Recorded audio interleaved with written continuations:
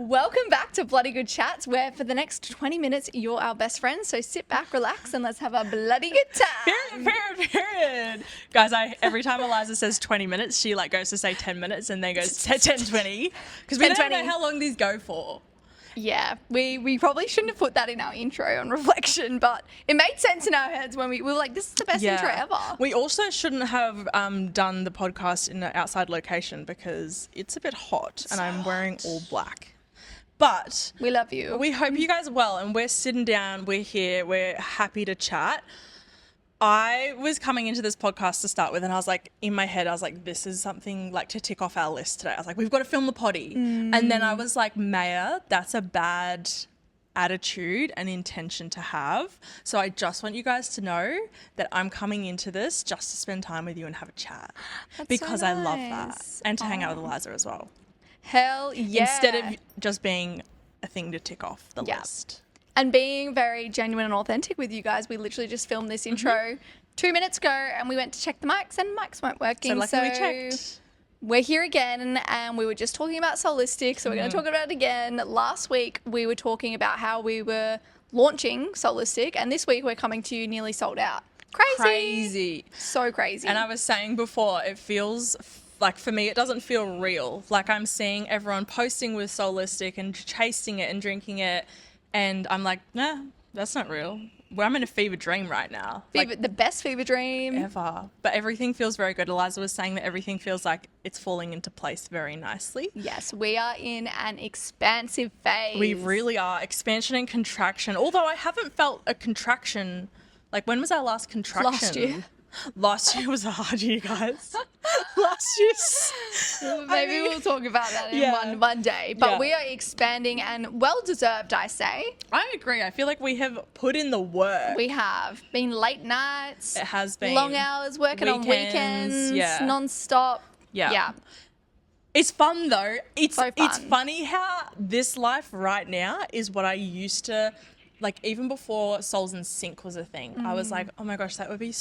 when we had a photo shoot for Solistic on Sunday, and I remember I was like, this is literally all I've ever wanted, to wear a cute little outfit, have my product that I've created to help people with their health, go and take photos with my friends. It was so good. And I actually had one of those reflections the other day as well, when I was getting ready for work, and I was like, oh, I did a little yoga flow and just took it really slow. I was like, wow, I could have never have done this back in my old life. Have a slow morning. Yeah, and choose what you want to do as well. Yes. But we're saying we're very grateful. Yes. And I also think as well, because Eliza always laughs about, she's like, you always get so embarrassed, blah, blah, blah. It's so funny. And then she said the other day, she goes, but for someone who gets really embarrassed, you sure do make a fool of yourself on the internet, because we often reflect back on some of our posts and we're like, why the hell did we post that?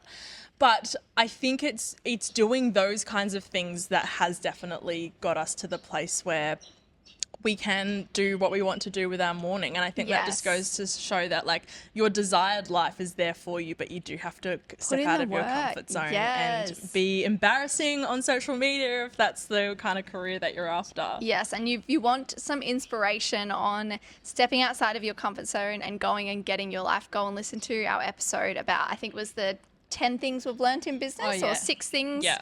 Can't remember the exact number. 10 things, I think. 10 things, but I think even just in life in general, that was a really good one. Yeah. So definitely go give that a little listen. And we're going to talk today about the menstrual cycle, and we want to focus on what a healthy cycle should look and feel like, so that you know when to identify any challenges that are coming up in your cycle. But before we get into that, we're going to do a little cycle check-in. Woo-hoo. And I know Eliza just went and checked her cycle tracker, so take it away. I am on cycle day 18, which means I'm just coming off the back of ovulation. And I love talking about this little section in my cycle, because I think there are a lot of girls that can struggle with the few days after their ovulation. Big calm down. Yeah. And the reason being is when you are ovulating, your hormones are at all-time high, your energy's at its highest, yada, yada, yada. But after ovulation, your hormones do dip before progesterone comes in and takes over the scene during your luteal phase. So there's like a few days where you can have like a little post-ovulation come down and feel a bit blues. I mean, I'm feeling quite good today. And usually day 18 is your blip day. Yes, is my little blip day. But yeah, today feeling good, but I wanted to address that because I feel like that's something that is not spoken about online. Like the luteal phase kind of just gets blanketed into one long phase, and there's so many little sub phases in the luteal phase almost. That could be a whole episode in itself. Breaking down the luteal phase. Yes. Yeah. But yeah, I'm feeling really good. My health is in a really good place, which is so good. The sun is shining and yeah, just feeling good. What about you? What day are you and how are you checking in today? I'm day 20 today and I'm feeling so good. Like yesterday and today, it felt fabulous. Day 18 though, I was just like, I even wrote on my tracker to remember for next cycle. I was like, don't talk to anyone. Because I just felt like everything I was saying or like everything I was receiving, I wasn't receiving from a place of compassion and understanding. Everything that was being said to me, I was like, fuck this, fuck that. Fuck you.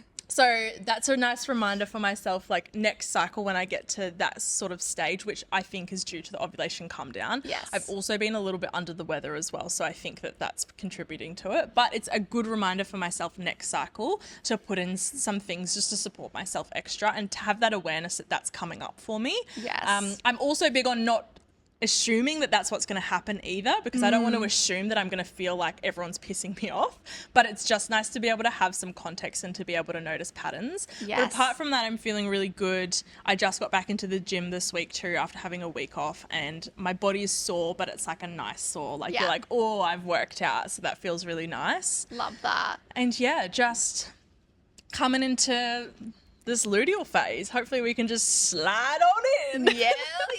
Love that so much.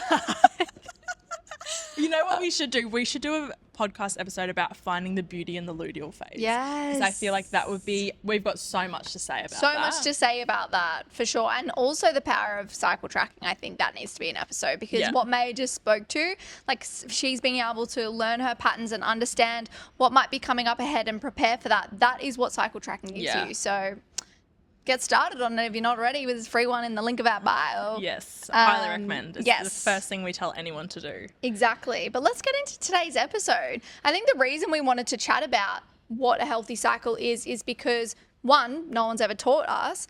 And two, we think that like a healthy cycle can kind of get blanketed into, oh, you know, I'm bleeding, you know, every 28, 27, 26 days, whatever it might be. I'm good to go. But there is a few more things that come into a healthy cycle.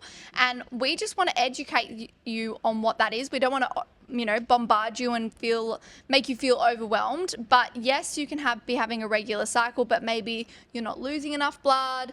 Your period blood colors off. And these are all little signs from our body that we can use to enhance our overall health and actually our body's telling us where to focus our energy. And that's why we love to call your period the report card of your health. So we wanted to teach you how to read your report card, really. Yeah. And I feel like period blood in itself, like analyzing your blood, we have never been told to look at our blood. If anything, it's like you put that in the menstrual cycle bin. What are they called?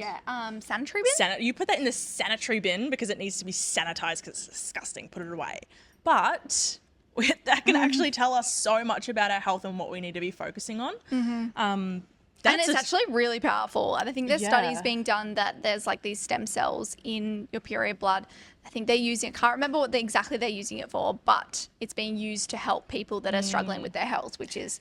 When we did our studies in our menstrual cycle coaching course, we were in a Facebook group, and it was like a initiation. Prompt. It was like an initiation into the course was actually, I think it was a few months in we were by this time. I think. No, I think it was like straight up. Yeah. Okay. Like maybe like 2 weeks in. Well, our teacher told us to post a photo in the Facebook group with our menstrual blood on our face.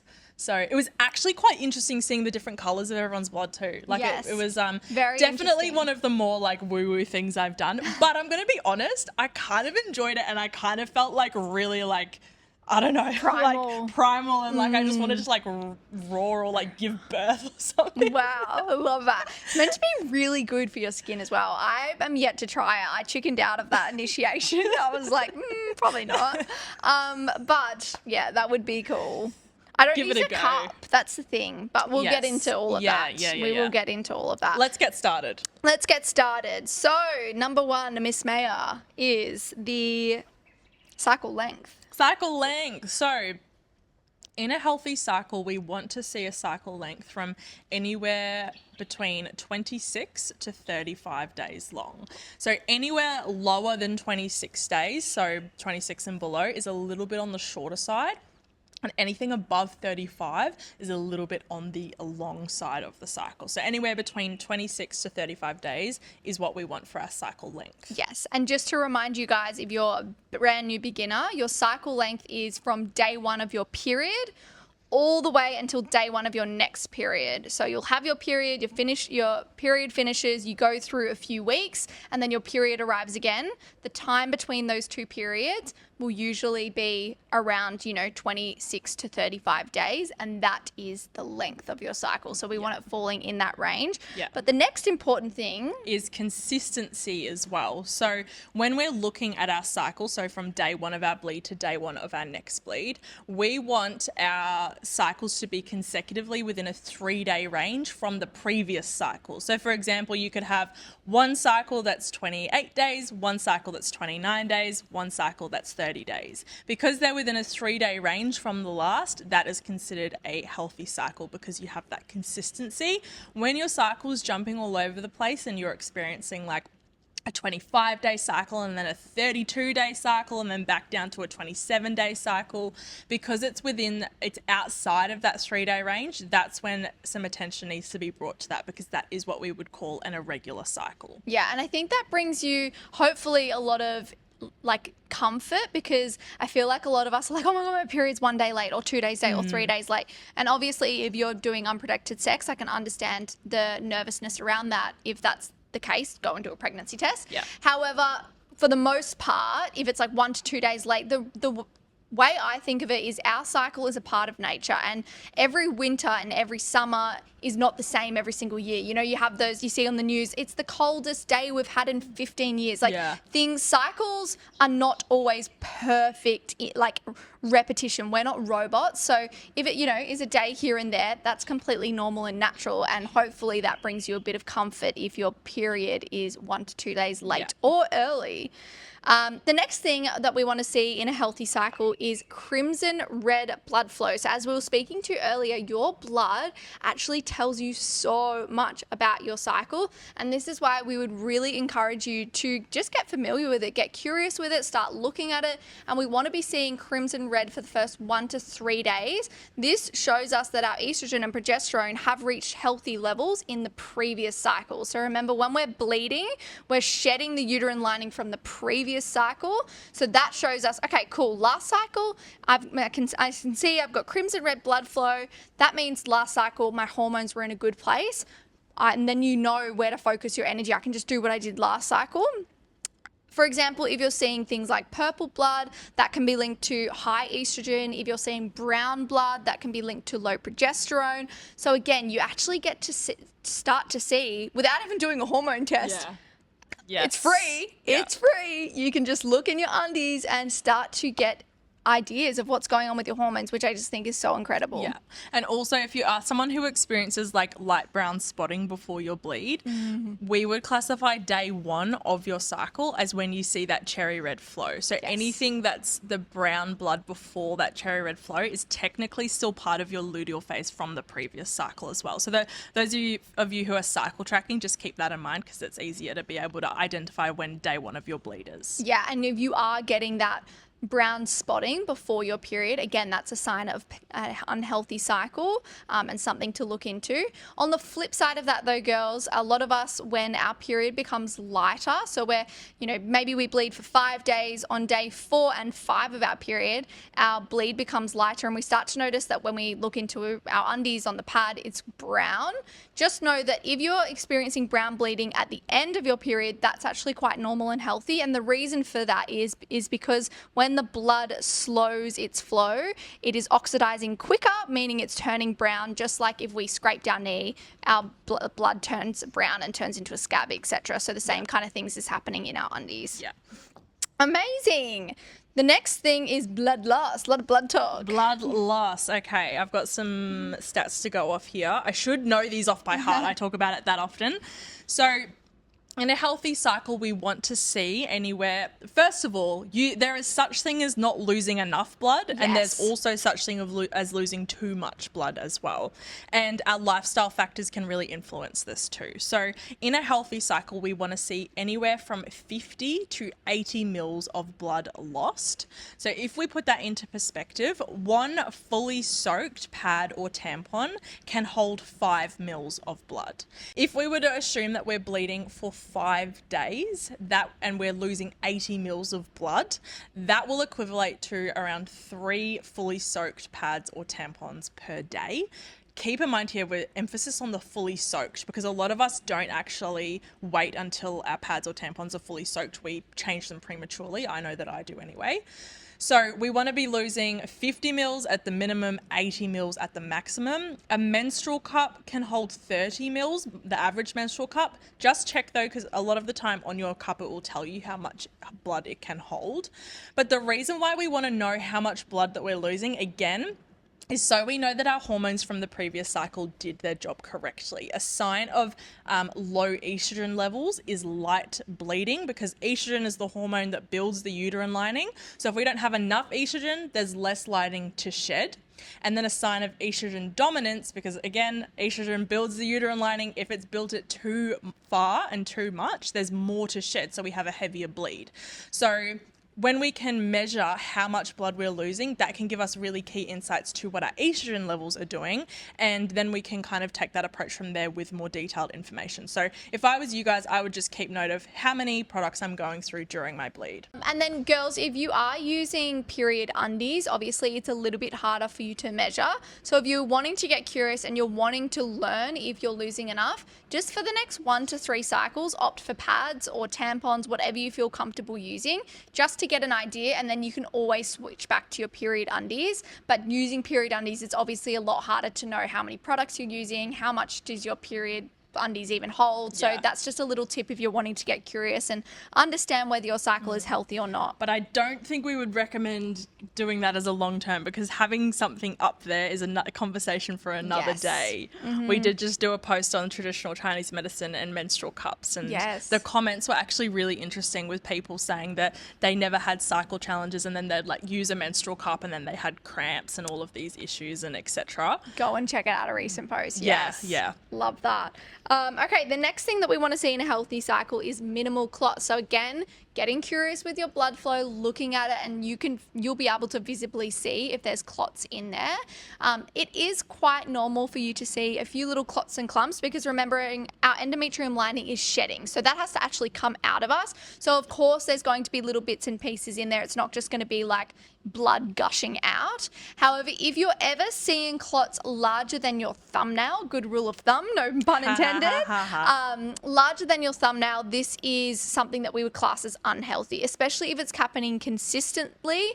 If you know, every once in 6 months you get a large blood clot that's bigger than your thumbnail, just don't worry about it. But if it's something that's happening consistently, this is something that we would urge you to look into further. Yeah, maybe we'll touch on that as well. We have a nice little rule of 3, but we can do that at the end. So the next thing that we want to see in a healthy cycle, believe it or not, guys, is minimal pain and cramps. So we explain how our period should feel as like a tap dance on the uterus, because obviously your body's not doing nothing. It's going through a big process. You're going to feel something. It shouldn't be something that's taking you out of your day-to-day though. And that's a whole conversation that we could dive into, with how pain around women's health has definitely been brushed to the side. It's almost been normalized as well. And I think from a very young age, we've kind of been taught to grin and bear it. So we don't really take that information that our body's telling us seriously. But Eliza and I always pose the question, if whoever created us didn't intend for us to be in pain throughout our cycles. Like that just doesn't seem like a humane thing to be happening. So when we're speaking of our cycle and pain, there's so many mechanisms behind the scenes that are going on to support your cycle in being pain-free. One of them being another ramble for another day, prostaglandins. You have these hormone-like substances within your body that actually help the uterus contract, but then also counteract the contracting prostaglandins to help your uterus relax. So you actually have double the amount of relaxing prostaglandins than you do the contracting. So in theory, our body has made double the amount of the nice feeling prostaglandins than it has the contracting ones. And we need the contracting ones to let our uterus expel. So a way to support that is diet and lifestyle, everything we talk about on our page essentially, but that's just giving you a good understanding that our body wasn't made to be put in pain. Yeah. If pain is something you're experiencing, sending you so much love because I know what that feels like. Definitely look into that further. For sure, Pain girl. is your body telling you something. You do not need to be going through that every single month. Yeah. Like some of the stories we hear is honestly I heart-wrenching. know, and I'm like, the fact that you've put up with that for that long is crazy. And no being one's told helped it's you. normal too. Or just like, oh, here's the contraceptive pill. Every single clarity call I have, I go, it's kind of become, I shouldn't laugh, but it's kind of become interesting now. I'm like, I should start a study. How's your study going, by the way? So good. Today's going to be the best day ever. I literally said that 5 times today in the mirror. So good. Anyway, I was going to say I should do a study when I'm on the phone and they go, yeah, I've seen other practitioners and I'm going, oh, what are the recommendations? Oh, contraceptive pill. Okay, was there any other recommendations? No, what do you mean? Literally. Every time. And it breaks my heart. Breaks. It really does. Yeah. It's so sad. But I feel like we maybe are moving in a better direction. Yes, there are more people out there that are doing good stuff, which is great to see. Anyway, we digress. The next thing that we want to see, or is normal to see as part of a healthy cycle, is feeling the pull to turn inwards. So what I mean by that is there might be some parts in the cycle where you feel really focused on the outside world, getting, achieving, socializing, being outgoing, energetic, doing all of the things. And there's going to be parts in your cycle where you couldn't think of anything worse. You just want to chill, be at home, you're more reflective, introspective, etc. And that is completely normal. I think we live in a world that glorifies that masculine energy, the going, getting, doing, achieving, so that when we do have those feminine energies come up within ourselves, we really struggle to accept that. And we almost think that it's not normal to have those feminine energies prop up, which is the, being... slow. Yes. Nurturing. Yes, there we go. They're the words I'm looking for. So yeah, feeling that pull to turn inwards is really, really normal. It's usually going to prop up for most women during the luteal phase of your cycle, which is right before your bleed. You'll start to feel the pull to turn inwards, and this is because of progesterone's effect. So progesterone is the dominant hormone during the second half of your cycle, and it is there to help support a potential pregnancy. And as part of that, it wants you to conserve your energy because you might be bringing life into this earth, which is going to take up a lot of your energy. So it sort of starts for you, prompts you to turn inward rather than be focused on your outside world. So just know that that's completely normal, and I encourage you to accept that part of yourself as well. We encourage you. It might be harder than you think too, because as Eliza said, she dropped a new word today too. I love it when Eliza drops words that I've never heard her say before. The world we live in glorifies a masculine energy kind of world and that higher state. So going against anything that the masses are doing is going to be difficult. Yes. So give it a go. Please tell us how you go. And I would be interested to see how that flows into your bleed as well. Yes, you'll be shocked. Yeah. If you don't accept that part of yourself, then girl, your period's going to have something to say about it. Yes, yeah. Well, there's the physical period and then there's the energetical period. Energetical? Yeah. Is that a word? It is now. We'll look it up later. Okay, and then the lucky last factor when we are looking at a healthy cycle is our uterus expanding in size. So we don't want to be feeling extreme bloating. That is definitely a red flag. But feeling a bit fuller, feeling a little bit more like, oh, I just want to wear a flowy dress and a big t-shirt in that luteal phase of your cycle, That is absolutely fine. That is absolutely normal. We're not meant to have flat stomachs in general. Yes. But we're especially in that second half of our cycle as well. So with this understanding of the fact that at this part of your cycle, your uterine lining is the thickest that it will ever be for this cycle that you're in. So obviously you're going to be feeling a little bit more swollen around there and a bit more, again, like you want to wear those big baggy clothes. So be proactive. Do that. Instead of waking up in the morning and be like, I'm going to wear a tight fitting dress today, because you're probably going to then be thinking about it the whole day, like, oh no, like I don't feel comfortable in this dress. Stop trying to force your body into clothing that it's not going to feel good in. With Maya speaking about what, is normal feeling full and what's not normal, I think I should go back and talk about the feeling the pull to turn inwards. I should also address it is normal to, as I said, feel that pull to turn inwards. Maybe little things are pissing you off, yada, yada. But deep, dark, loud, depressive thoughts, I don't want to be on this world, I hate my life, I can't go on anymore, that is not healthy, and that starts to go into the realm of PMDD, especially if you are noticing that straight after ovulation all the way up until your bleed. So I want you girls to be really careful, because a lot of girls can come to us and be like, I think I have PMDD. PMS and PMDD are two completely different things. Yes, there's some overlaps, but PMDD is a much more serious state. And if you are someone that is for 2 weeks out of your whole cycle not wanting to go forth with your life, that is a really good indication that it's worthwhile going and getting some help with that, because that is not healthy. Yeah. PMS is it's not healthy, but it's manageable and somewhat normal. PMDD is also manageable as well. You can get some help with that, but I just wanted to address that because I completely forgot. But that is a healthy cycle. So I'll just whiz through and we can just recap. And then we can speak to the rule of 3 as well after we've done a little recap. So healthy cycle, the 8 things that we are looking for is we want a cycle length that is anywhere from 26 to 35 days long. We want it consistently within a 3-day range of each other. We want crimson red blood flow for the first 1 to 3 days. Blood loss, anywhere from 50 to 80 mils of blood loss each cycle is normal. We're wanting minimal clots in that blood, so remembering any clots smaller than our thumbnail are normal, anything larger is not.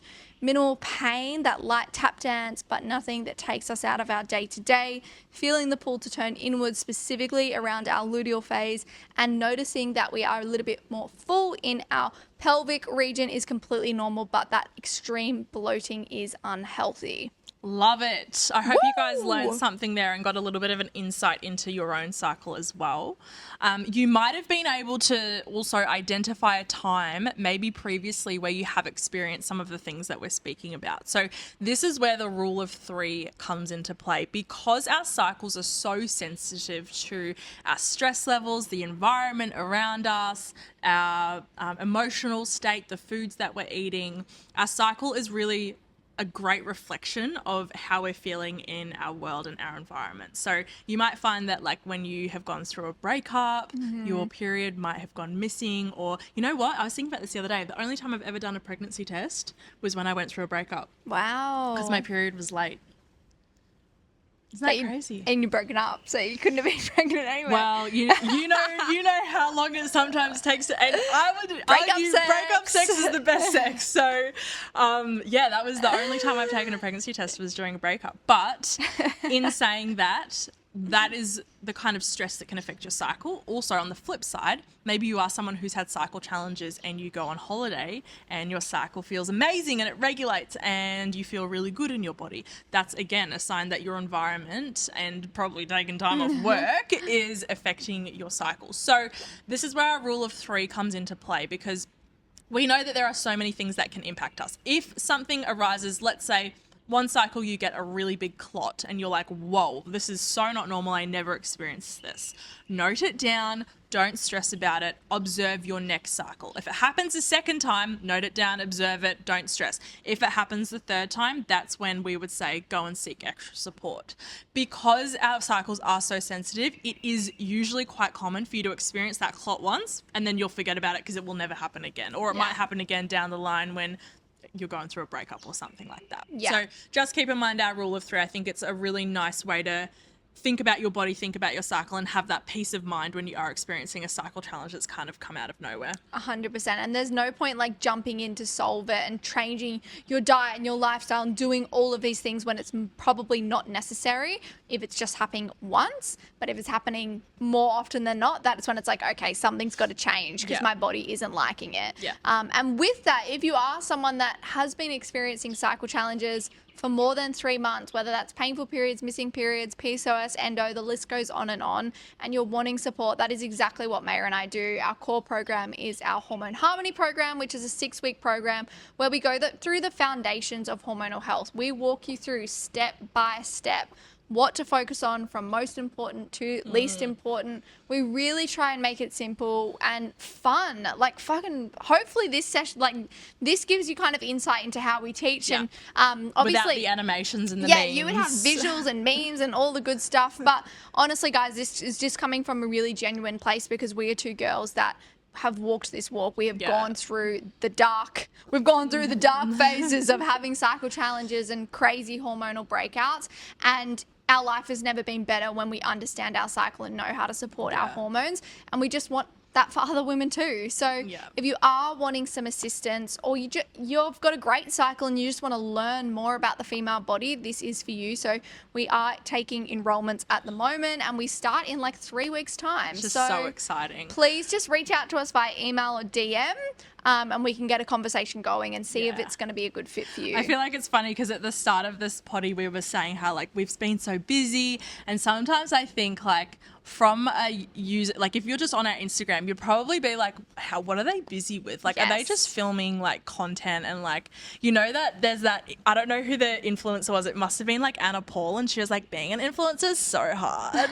I can't remember that. When we say that we're busy, guys, we're busy with like our Hormone Harmony program. Like Eliza and I, we've taught 9 cohorts of this now, yet we still rehearse every single presentation the night before, even though we've done it 9 times. We change the information. Put more in. Also have like resource books, so we're constantly building different resources and information. So when we say we've been busy, that is usually what we're doing. We've got group chats in the program as well, so we're responding to clients and just checking in with people.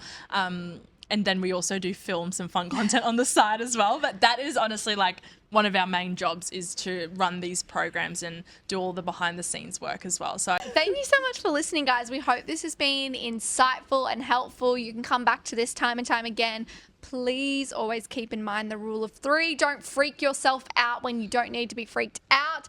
And again, hopefully this episode just goes to show how important or how useful tracking with a written tracker is, because I can guarantee you majority of apps doesn't let you track how much blood you've lost, what color the blood was, how you're feeling in your luteal phase, where your energy's at, all of that stuff. So again, if you want to start tracking and learn if your cycle's healthy or not and learn your patterns, go to the link of our bio. We have one for free. It's for free. That reminds me of Bridesmaids, and she's like, I got a tattoo. He had a sign. It's for free. Yeah. And then she puts frozen peas on her back. I fucking love it. You should keep the peas in the bag. Yeah, it's like it's a Mexican drinking worm. Oh, yeah. It's for free. Love that. Great movie. Also, guys, Devil Wears Prada. Let's just talk some girl talk right now. I wish we are so excited. I saw this brand, 1 Mile. They have like a Threads group chat, and they're doing like a private screening for their clients, for their customers. I was like, oh my God, that would be so fun. But maybe we should. I don't think we have the capacity to organise that right now, but maybe in future when if there's a period movie comes out, we'll definitely have to do it. We should make a period movie. We could star. Woo! Anyway, guys, we will love you and leave you. We can't wait to see you next Saturday. Thank you so much for listening. Please leave a comment down below, give us a rating on Spotify, and just share this episode with someone that needs to know what a healthy cycle is. And then have the best day ever. The best day ever. Love you. Bye-bye.